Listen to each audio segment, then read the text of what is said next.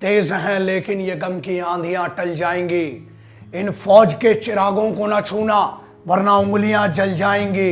तुम्हें छोड़ देते हैं मेरे सिपाही भाई, बस एक शर्त पर, घर आ गए अपनी पर तो मिला देंगे तेरी हस्ती को गर्त पर।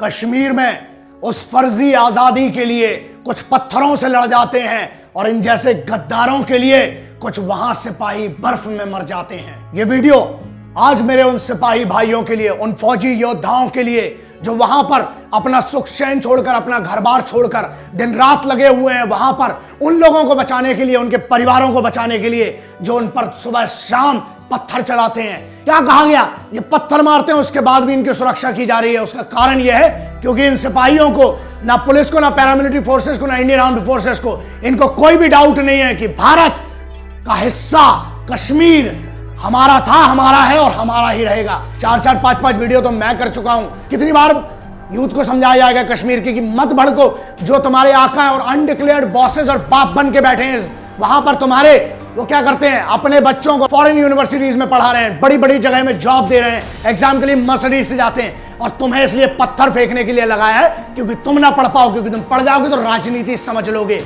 इतनी राजनीति इनकी चल रही है तो जीत क्यों नहीं रहे हैं? और अगर जिताते भी हो तो आप लोग यार कब समझोगे?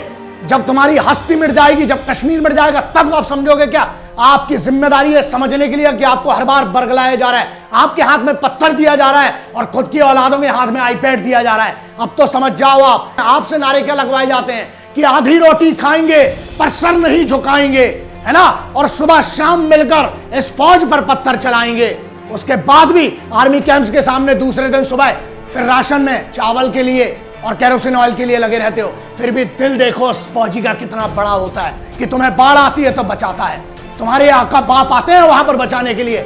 जब अभी कल रात को जब वो गर्भवती महिला वहां अस्पताल से लौट रही थी, आपको तो इंसिडेंट भी नहीं पता होगा क्योंकि मीडिया में कुछ ऐसे गद्दार मीडिया वाले बैठे हुए हैं जो यहां की खाते हैं, हमारी रोटी खाकर अपने आका बाजू वाले देश और अपने बापों की खाते हैं। इन गद्दारों को मैसेज दूंगा आखिरी में बहुत क्लियर। शिकारे वाले को कौन सी आजादी, सब्जी बेचने वाले को कौन सी आजादी, फल बेचने वाले को कौन सी आजादी, मजदूर के लिए कौन सी आजादी, पता नहीं किस आजादी के लिए लड़ते रहते हो जो तुम्हारे आकाओं ने बताई है, जिनने तुम्हें प्लांट किया वो तुम्हें आजादी, गलत आजादी बताते हैं। यार इस हिंदुस्तान में जी रहे हो इसलिए खुली सांस लेने का, और यहां तुम्हारे प्रोटेक्शन के लिए फौज है। तुम्हें पता है 3 लोग बर्फ में दबकर मरे हैं, एक जेसीओ थे और 2 एनसीओ थे, मरे हैं तुम्हारे लिए बटालिक सेक्टर में बर्फबारी में। 6 दिन बाद उनकी लाश मिल रही है।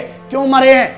तीनों झारखंड से, तो उनको तो कोई लेना देना नहीं तुम्हारी कश्मीर और तुम्हारी आजादी से, लेकिन इसलिए क्योंकि उन्हें कोई शक नहीं है कि कश्मीर भारत का हिस्सा नहीं है। It is an integral part and the armed forces do not have any doubt about it. और वो मीडिया वालों ने जो इसको इतना हाइप बना दिया है कश्मीर कश्मीर कश्मीर करके, जम्मू तक डेवलप नहीं होने दिया, इतनी बुरी हालत कर दी है, वहां पर बच्चे भूखे मर रहे हैं। अभी जो चल रहा है पिछले 2 दिनों से, कौन तुम्हारे आका लोग आ रहे हैं, कोई वहां पर वही फौज खड़ी हुई है जिसको तुम पत्थर मारते हो ना, रात को एक आवाज में खड़ा हो जाता है, वही बूढ़ी महिलाओं के लिए, वही बूढ़े लोगों के लिए, बच्चों के लिए सुरक्षा के लिए खड़ा हुआ है। और सिपाही की इज्जत करो यार।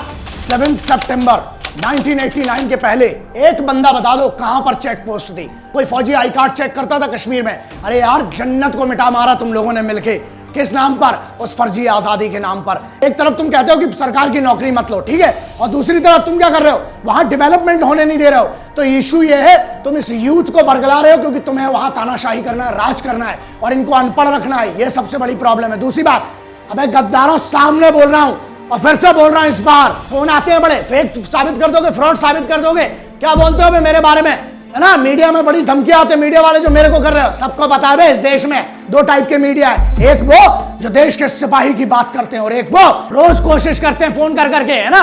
आजकल तो बड़े डायरेक्ट कॉल आने लगे हैं। सुनो बे, आ रहा हूं 2 मई से लेके 28 मई तक कश्मीर में हूं, रॉयल एनफील्ड में घूमूंगा, जिसको जो उखाड़ते बने ना, चैलेंज दे रहा है बंदा, तुम्हारे उसी कश्मीर में हूं और अपने भाइयों से मिल रहा हूं। और मैं देखना जितना होगा मेरे से मिलो जिसको कोई डाउट है यार आजादी के बारे में। हम इस देश को मिलकर बेहतर बनाएंगे यूथ के लिए। यू आर माय ब्रदर्स, मेरे को कोई डाउट नहीं है, इसलिए आ रहा हूं तुम्हारे लिए। और जितने ये बैठे ना गद्दार मीडिया वाले और उधर जम्मू के गद्दार जितने जम्मू कश्मीर में, डेट बता रहा हूं और सबको पता चल जाएगा, होर्डिंग देख लेना। आ रहा हूं अकेला, जो उखाड़ते बने बे उखाड़ लेना। यूथ याद रखो, तुम्हें पढ़ना पड़ेगा, तुम्हें अपने हाथ में सत्ता लाना पड़ेगी, तुम्हें सिविल सर्विसेज क्लियर करना पड़ेगा, फौज ज्वाइन करना पड़ेगी अगर तस्वीर बदलना है तो। देश के खिलाफ मत लड़ो, देश के लिए लड़ो। जय हिंद, वंदे मातरम, इंकलाब जिंदाबाद, भारत माता की जय।